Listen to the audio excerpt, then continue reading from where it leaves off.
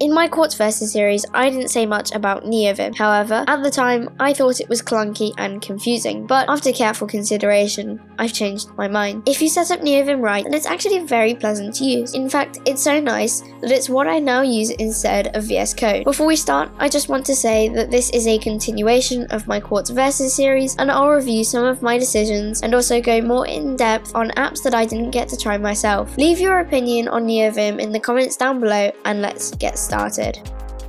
In terms of looks, I believe that Neovim can be perfect. I'm very into a glossy look similar to Quartz, so when I found out that Neovim can have transparency, I immediately added it to my configuration file. I also decided to use a Capuchin theme, which looks absolutely amazing. Plus, with syntax highlighting and auto formatting, it is the perfect editor that fits into my desktop.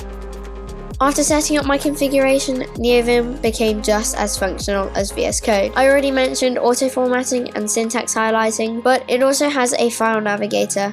Two, in fact. The way that I got this functionality was through one terminal command. That command installed NVChad, which allows you to install plugins, change themes, and much more.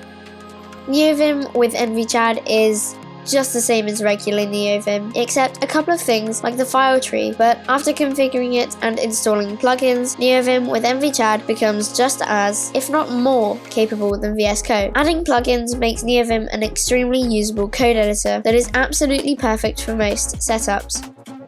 Overall, Neovim is a fantastic code editor that, once configured, allows fast code editing capabilities along with a beautiful, sleek design that can be changed to fit any desktop. Thank you so much for watching. If you enjoyed, hit the like and subscribe buttons to make sure that you don't miss out on the rest of this series and any future uploads. I hope you enjoyed, and I'll see you next time.